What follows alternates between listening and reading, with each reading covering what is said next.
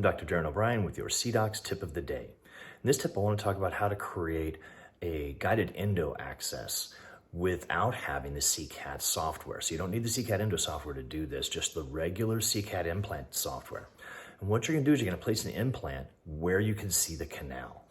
Now, you can either place the top of the implant right at the orifice, or if you don't have enough, if that ends up creating too much distance, you can place the apex of the implant right at the orifice. Now, all this is going to do is going to give you a straight line access. You can then pick a pilot sleeve, 1.6 to 1.8, and that will fit roughly the size of a long shanked friction grip burr that you can then put in your high speed and use that to access the canal. This will give you straight access. It's not going to give you depth gauges. Now, you could do that if you wanted to use the actual implant drill, like a pilot drill.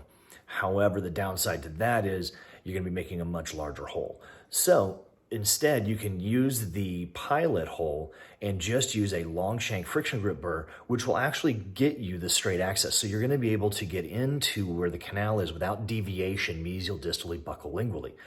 Other advantage you can use of this, you can use the exact same technique to actually find the screw on a cement retained crown when you have to cut through and tighten up a custom abutment or a stock abutment. As you can see here, we just do the exact same thing.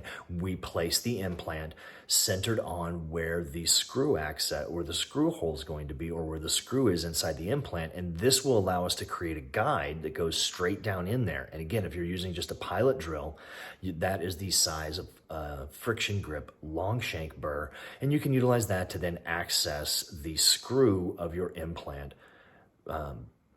abutment on a cement retained crown. If you want more information on this, a video has been posted on CDOCS on how to create these guides for easy access into endodontically treated needed teeth and also into implant abutments. Hope this helps.